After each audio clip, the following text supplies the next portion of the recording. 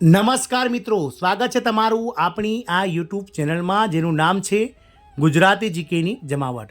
આજના વિડીયોમાં આપણે વાત કરવા જઈ રહ્યા છીએ મિત્રો, કેન્દ્ર સરકાર દ્વારા 1 જાન્યુઆરી 2004 પછી કેન્દ્ર સરકારના તમામ વિભાગોમાં સેવામાં જોડાયેલા કર્મચારીઓનું જૂની પેન્શન યોજના બંધ કરી અને એનપીએસમાં જે ન્યૂ પેન્શન સ્કીમ છે તેમાં સમાવેશ કરવામાં આવ્યો હતો.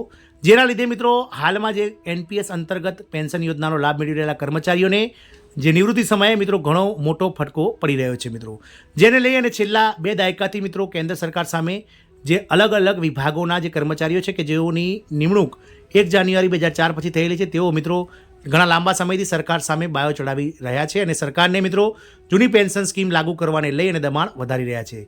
તો મિત્રો લોકસભાની ચૂંટણી વચ્ચે આ જૂની પેન્શન યોજના લાગુ કરવાને લઈ અને સરકાર દ્વારા મિત્રો શુભ સંકેત આપવામાં આવે છે. ગતરોજ મિત્રો કેન્દ્રીય મંત્રી દ્વારા એક રેલીમાં મિત્રો જૂની પેન્શન યોજનાને લઈ અને કેન્દ્ર સરકાર દ્વારા હાલમાં એક કમિટી બનાવવામાં આવી છે અને આ કમિટીના રિપોર્ટ બાદ મિત્રો સરકાર આગામી લોકસભાની ચૂંટણી પૂર્ણ થયા બાદ જો ફરીથી સત્તારૂઢ થશે, એટલે કે ભાજપ સરકાર જો ફરીથી આગામી સમયમાં સરકાર બનાવશે તો ચોક્કસથી ઓપીએસ એટલે કે જૂની પેન્શન યોજના ચાલુ કરવાને લઈ અને સરકારી વિભાગ દ્વારા મિત્રો તૈયારીઓ શરૂ કરી દેવામાં આવી છે.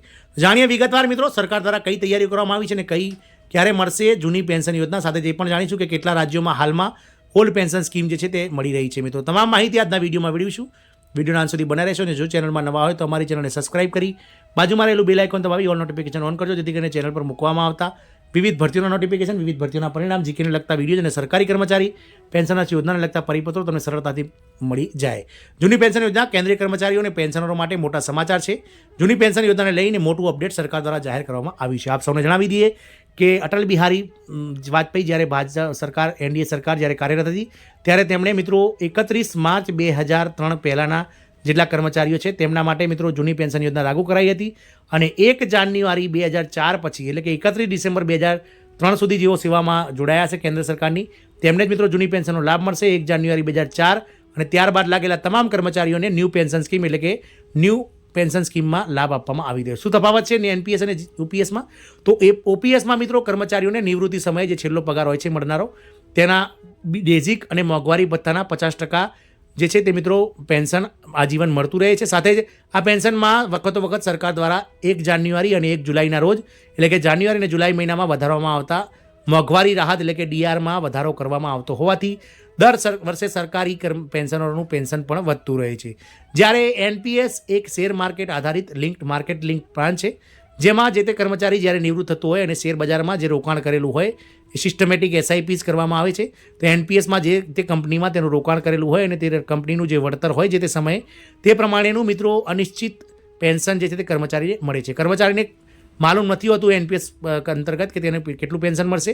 એ તો જ્યારે તે નિવૃત્ત થાય અને જે રકમ બંધાય તે રકમ જ તેને મળવાપાત્ર થાય છે. બીજું કે મિત્રો આ રકમ આજીવન મળતી રહે છે, તેમાં કોઈપણ જાતનો વધારો થતો નથી.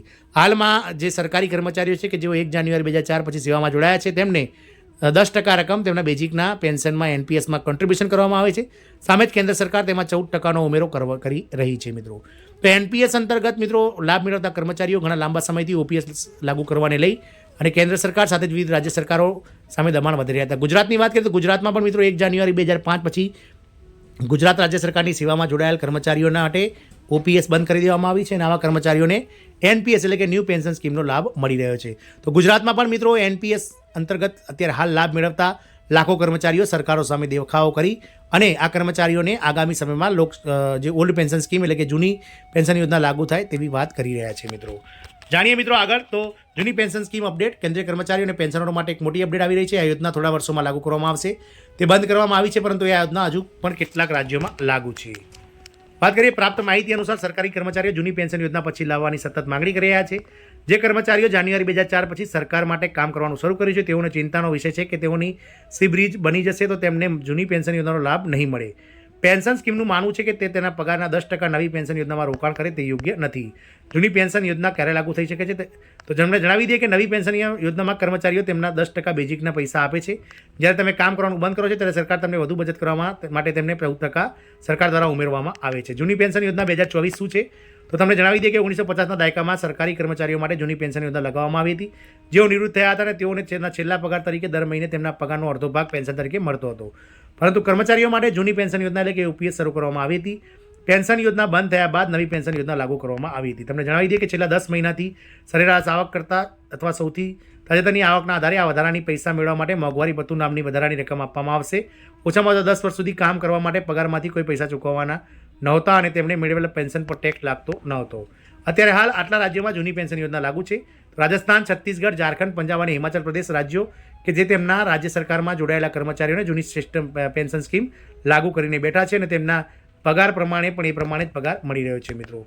તો મિત્રો રાજસ્થાન, છત્તીસગઢ, પંજાબ, હરિયાણા અને ઝારખંડ જેવા રાજ્યોમાં જૂની પેન્શન યોજનાઓ લાગુ છે. મહારાષ્ટ્ર સરકારે પણ ગતરોજ મિત્રો કેટલાક 26,000 જેટલા કર્મચારીઓ કે જેઓ વર્ષ 2006 પછી લાગ્યા હતા તેમને મિત્રો ઓપીએસનો લાભ આપી દીધો છે. તો આગામી સમયમાં રાજસ્થાન સરકાર, છત્તીસગઢ સરકાર, ઝારખંડ, પંજાબ, હિમાચલ અને મહારાષ્ટ્ર સરકારથી પ્રેરાઈ અને ભારતના અન્ય રાજ્ય સરકારો પણ તેમના રાજ્ય સરકારના કર્મચારીઓને ખાસ કરીને ગુજરાત સરકારમાં કે ઘણા લાંબા સમયથી વિરોધ ચાલી રહ્યો છે મિત્રો.